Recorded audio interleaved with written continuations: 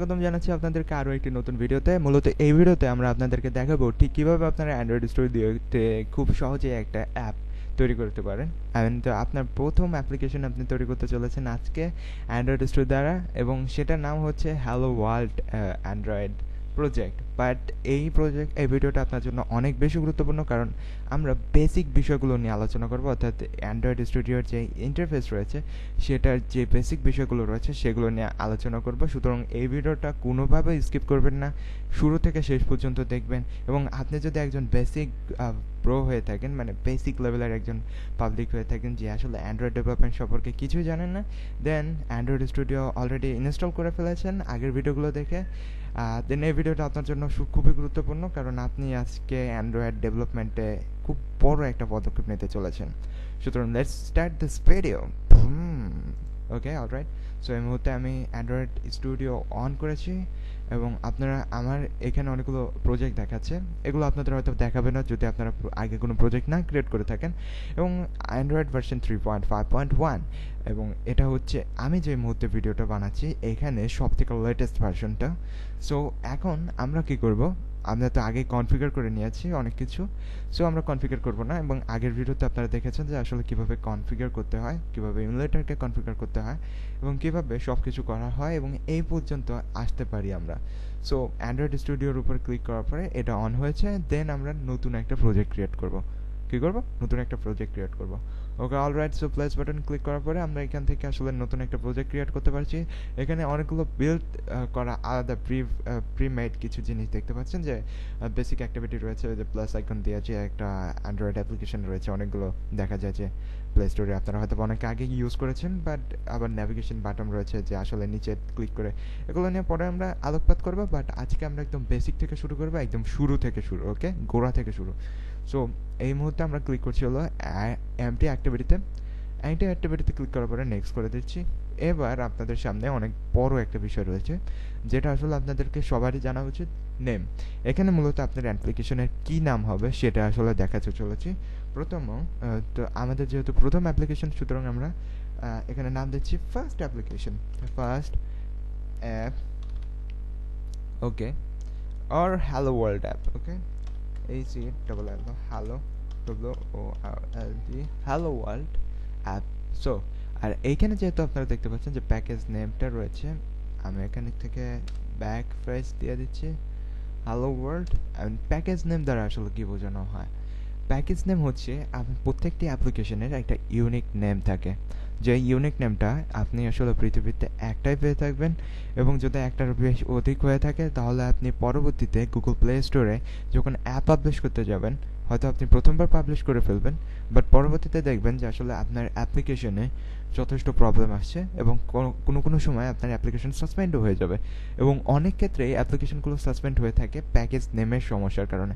So আমি যেটা কাজ করে, যে আপনারা প্রথমে দেখছিলেন যে সিগমা নাম্বার আমার যে ডোমেন নেমটা রয়েছে, আমি সেই ডোমেন নেমটা রেজিস্টার করেছি। এবং ডোমেন নেম কিন্তু তখনই রেজিস্টার হয় যখন আসলে ইউনিক হয় নেমটা, সারা পৃথিবীতে ওই একটা ডোমেনই থাকে, এবং ওই অনুযায়ী আসলে নাম দিয়ে থাকে। তো আপনার যদি ওয়েবসাইট না থেকে থাকে, তবে আপনি আপনার নিক নেম বা এমন কোনো একটা নাম দিতে পারেন যেটা আসলে ইউনিক হবে, এবং আপনি জানেন যে আসলে ইউনিক হবেই এটা। যেমন আমি দিতে পারি হ্যালো 920 and ব্লা ব্লা ব্লা, এবং হয়তো বা আমার এমন কোনো গার্লফ্রেন্ডের নাম দিলাম যে যাকে হয়তো বা আমি অনেক আগে ভুলে গিয়েছি, বা একটা আনকমন নেম, বা যেটা আসলে অন্য কেউ ভাবতেই পারে না, এমন একটা নেম আপনার দিতে হবে প্যাকেজ নেম হিসেবে।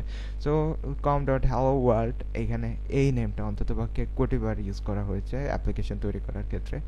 সো আমি যেহেতু এটা প্লে স্টোরে পাবলিশ করবো না, সো আমি এটা দিয়ে ইউজ করতে পারি। বাট আপনারা যদি প্লে স্টোরে পাবলিশ করতে চান, তবে ইউনিক একটা নেম দিতে চাবেন, এবং অবশ্যই আপনার নামে একটা ডোমেন নেম রেজিস্টার করে নিলে সব থেকে ভালো হয়, যেহেতু আপনি একজন অ্যান্ড্রয়েড ডেভেলপার হতেই চলেছেন ভবিষ্যতে। সেভ লোকেশন, তো আপনার এই প্রজেক্টটা আসলে কোন লোকেশনে সেভ হবে, এখান থেকে যদি আপনি ক্লিক করে আপনি লোকেশনটাকে ঠিক করে নিতে পারবেন। বাট আমি ডি ড্রাইভে ঠিক করে রেখেছি, এবং আমার প্রত্যেকটা অ্যাপ্লিকেশনই মূলত ডি ড্রাইভে সেভ করা হয়ে থাকে। আপনি যদি একবার এটাকে ঠিকভাবে সেভ করে নেন, তবে ওই অনুযায়ী আপনার পরবর্তী প্রজেক্টগুলো আসলে সেভ হতে থাকবে। এবং ল্যাঙ্গুয়েজ, জাভা, মানে অ্যান্ড্রয়েড স্টুডিওতে মূলত দুইটা ল্যাঙ্গুয়েজ খুব বেশি ব্যবহার করা হয়ে থাকে, সেটা হচ্ছে কোটলিন এবং জাভা। এছাড়াও জাভার মধ্যেও আপনারা পরবর্তীতে C++ বা C# ইউজ করতে পারবেন অনেক ক্ষেত্রে, অনেকগুলো জায়গাতে। সো এটা কোনো ব্যাপার নয়। তো আমরা যেহেতু জাভা শিখেছি এবং জাভা দিয়ে পরবর্তীতে প্রোগ্রামিং করবো, সো জাভা ইউজ করছি এবং এটা আসলে একটা লার্জেস্ট বিষয় হওয়ার কারণে আপনি যদি জাভা দিয়ে ডেভেলপমেন্ট করেন, তো সেই ক্ষেত্রে যদি আপনি কোনো প্রবলেমে পড়ে যান যে আসলে কিভাবে কোনটা কি করব বা কোনো একটা নতুন কিছু অ্যাড করতে যাচ্ছি, তো রিসোর্স আপনার সব থেকে বেশি পাবেন জাভায়, কারণ কোটলিন খুব একটা মানুষ ইউজ করে না। তো এখন রিসেন্টলি বেশ কিছু অনেক বেশি ফোকাস করছে সবাই কোটলিনের উপরে, তবুও জাভায় যতটুকু রিসোর্স পাবেন কোটলিনে কিন্তু তেমন পাবেন না। কোটলিন কেবল কিছুদিন, বেশ কিছু বছর হলো কোটলিন আসলে সেরকমভাবে ইউজ করা হচ্ছে এবং গুগল দ্বারা এটাকে, আই মিন অ্যান্ড্রয়েড দ্বারা এটাকে স্বীকৃতি দেওয়া হয়েছে। অ্যান্ড পরবর্তী যেটা রয়েছে সেটা হচ্ছে মিনিমাম এপিআই লেভেল। সো আমি আইসক্রিম স্যান্ডউইচ ইউজ করছি এবং এটা অনেক আগের একটা এপিআই বা একটা ইন্টারফেস, এবং এখানে দেখতে পাচ্ছেন যে API 3.5.1, lollipop, nougat, android Q, android pie, android X তো কিছুদিন পরে, হ্যাঁ অ্যান্ড্রয়েড এক্স অলরেডি আসছে, বাট অ্যান্ড্রয়েড কিউ এখানে শো করবো শেষ পর্যন্ত, অ্যান্ড্রয়েড 10 যেটা, হ্যাঁ অবভিয়াসলি। অ্যান্ড এইখানে মিনিমাম এসডিকে বলতে, মিনিমাম এপিআই লেভেল বলতে বোঝানো হয়েছে যে আসলে আপনার অ্যান্ড্রয়েড, আমি আইসক্রিম স্যান্ডউইচ যারা ইউজার রয়েছেন তাদের আগে যারা অ্যান্ড্রয়েড ইউজার রয়েছেন তারা কিন্তু এই অ্যাপটা ইউজ করতে পারবে না। এটার সুবিধার জন্য আমরা ইউজ করছি হলো 4.1 জেলেবিন। সো আমি যদি একজন জেলেবিন ইউজার হয়ে থাকি এবং আমার বাবা যদি একজন আইসক্রিম স্যান্ডউইচ ইউজার হয়ে থাকেন, তবে আমি এখানে দেওয়া আছে মিনিমাম এপিআই লেভেল 4.1 অর্থাৎ জেলেবিন, অর্থাৎ আমি শেষ পর্যন্ত ইউজ করতে পারবো এটাকে, বাট আমার বাবার কাছে রয়েছে আইসক্রিম স্যান্ডউইচ 4.0.3। সো আমার বাবা কিন্তু এটাকে ইউজ করতে পারবে না।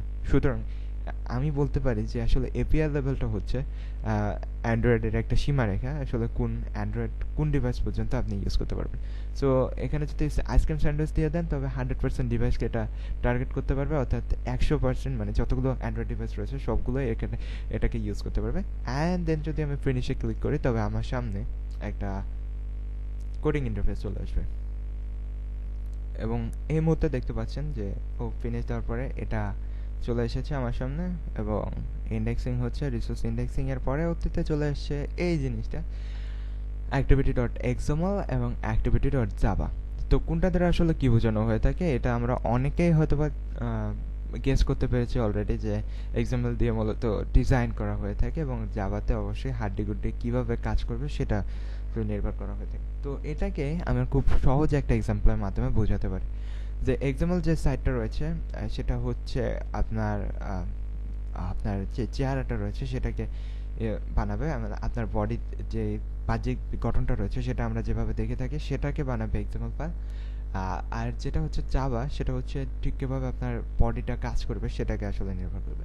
সো আপনারা যখন প্রথমবার অ্যান্ড্রয়েড স্টুডিও খুলবে তখন কিন্তু আপনারা এইরকম ইন্টারফেস দেখবেন না। সুতরাং আপনারা যেই ইন্টারফেসটা দেখবেন সেটা হচ্ছে